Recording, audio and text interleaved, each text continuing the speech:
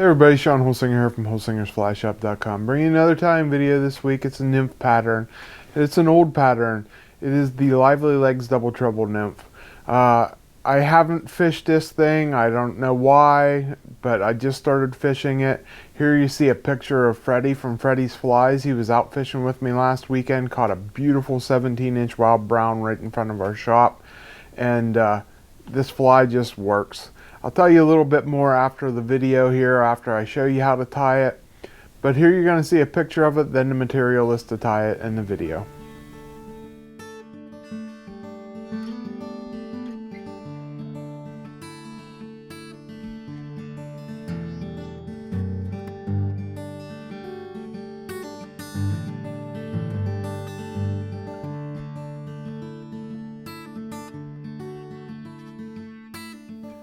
Okay, here you see the Lively Legs Double Treble Nymph in the vise. Very cool little pattern. It's sulfur season here right now while I'm tying this. So this is the color that I tie for my sulfurs, that I fish during the sulfurs. For a hook, I'm using a Firehole 618. This is a size 12. A little big for the sulfurs, but it's been working great for me. For a bead, I'm using a Moonlit 2.8 millimeter metallic light pink bead. Oops. And I'm going to put, first thing I'm going to put on is my thread. For the thread, I'm using some 8/0 wood duck from Semperfli. This is the wax thread, and I'm just going to make a couple small wraps to get that started on there. Then I'm going to put my antennas. For antennas, I'm going to use flex floss because it's nice and thin. I want a thin antenna on here. A nice light antenna, and I'm just going to make 2 or 3 wraps right behind that bead. Okay, 2 or 3 nice tight wraps, and then I'm going to fold this over, get one behind it. Oops, fell off. Get one behind it, and then a couple in between the eye. Here you can see I'm going to go over the wire, over the antenna and around the eye. So it makes a Y shape there, as you see. That's going to make the Y in my antenna. Then I'm going to come back here on the shank, do a really quick whip finish, like just 2 or 3 wraps, enough to hold it in place, and cut that off. There, that made my antennas, splayed them out there over the hook. Now I'm going to slide my bead up over, and when I push that bead, you can see the eye goes right in the middle there. It's pretty simple to do after you do a couple of them. Next thing I'm going to do, put on some lead wire. This is 010, and I'm just going to put on about 10 wraps right up there behind that bead. Try to get it tight under the bead, and give it a push, make it tight if you can there. And then we're going to come back in with our thread. So those antennas, they're going to wiggle around just a little bit. Oops.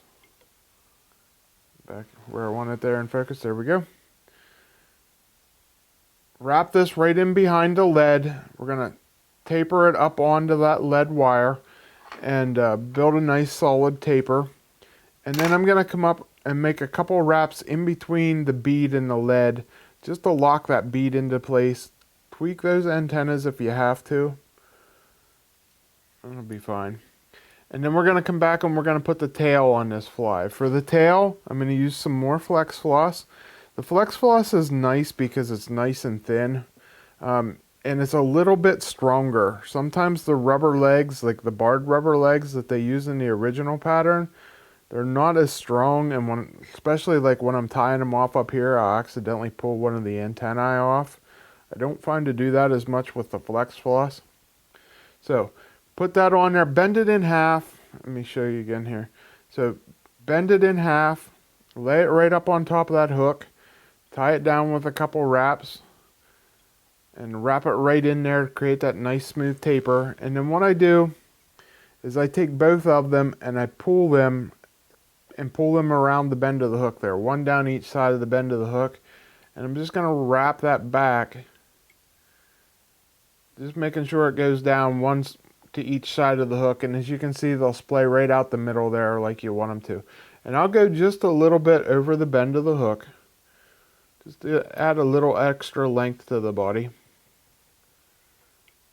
Alright, and there we go. So we got a nice smooth taper up onto our lead. We're good to go. Next thing we're going to do is use a piece of copper wire. This is Brassie. You can use whatever color wire you want here. You use black, make a nice dark rib on it if you want. I'm going to use some copper, add a little extra flash. We're just going to tie that in right behind the lead and wrap it back to our tail. And then we're going to add some Crayfish brown dubbing. This is a nice light color that'll work great for a sulfur. You can do it in all brown. I caught a few on all brown this year.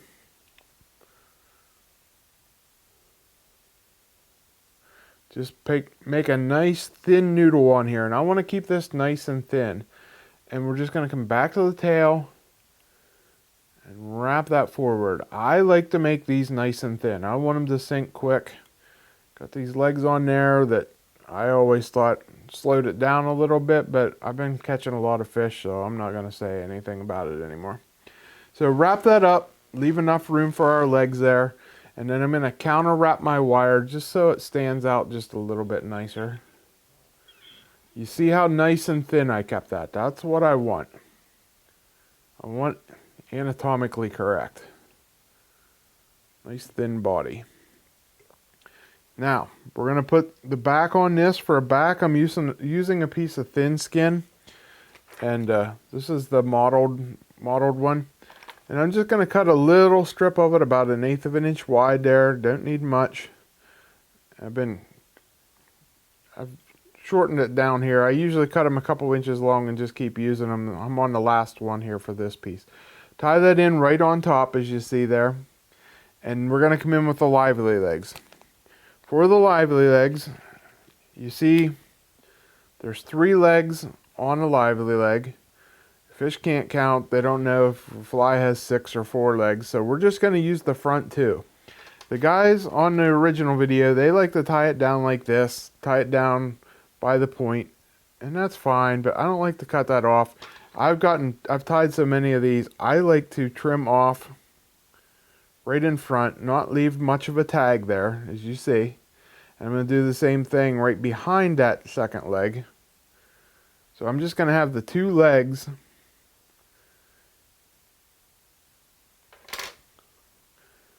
Just going to have those 2 legs, as you see there. I'm going to set it down right on top. And I'm going to set it a little bit towards me, on the side towards me. And as I wrap it down, it's going to pull around and lay right up on top. And that way, as you can see there, I can tuck that in right under the bead. I have no tags sticking out that I have to worry about trimming. And I'm just going to crisscross back and forth over top of this to lock those legs in place. I've done this a lot, so it's pretty quick for me tying these lively legs. But you see, I got a nice smooth transition there. I really like that. So I'm going to come in with a little bit of dubbing, chocolate brown dubbing here from SLF Whitlocks. And again, keep it thin. I've already built up putting my lively legs on there and the thread wraps. So I don't need a whole lot here. So we're just going to keep it thin. Cover the rest of this up here with my chocolate brown. Brown stone, sorry. I meant to say brown stone. And just zigzag back and forth. Making sure I got it all covered. You see there, it's all covered and it's nice and smooth transition. It doesn't jump out one bigger than the other. Then we're going to pull her back up over. We're going to tie that in right behind that bead. I'm going to pull that a little bit tight. Get right in behind that bead. Don't trap my lively legs down. And I like to flip that back, get 1 or 2 in front before I trim it off.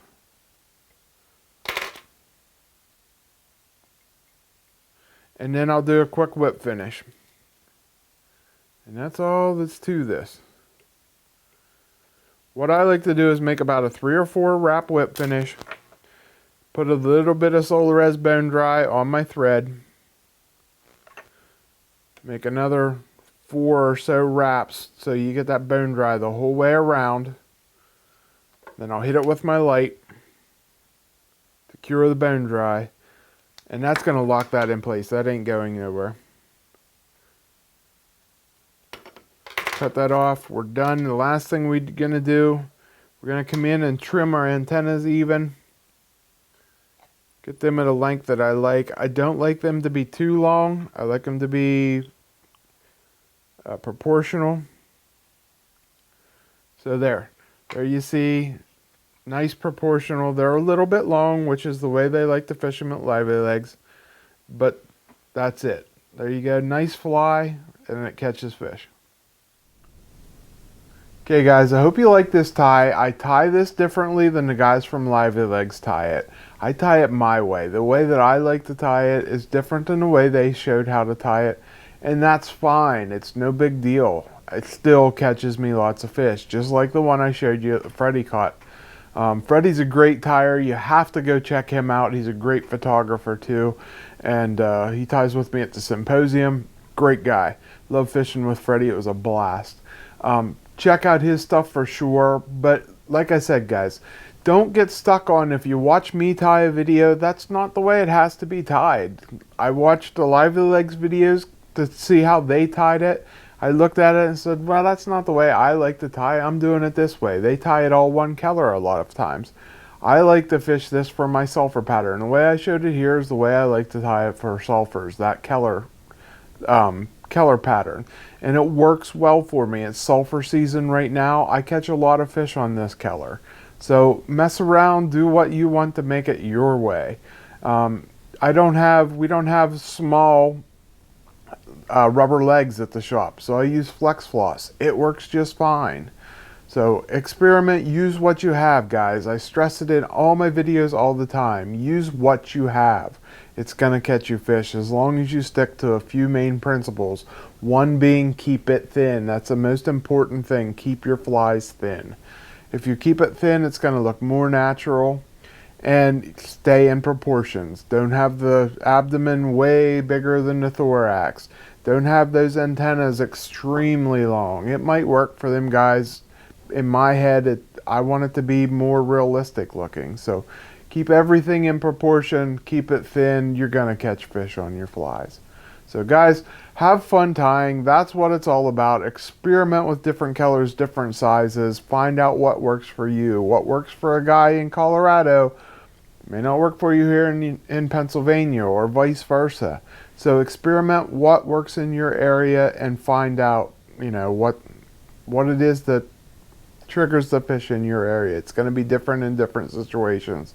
So have fun guys, that's all that counts. If you need any of the materials, or you need me to tie any of these for you, you can reach out to us at holsingersflyshop.com. So thanks for watching. Until next week when I bring you another video, I'm Shawn Holsinger.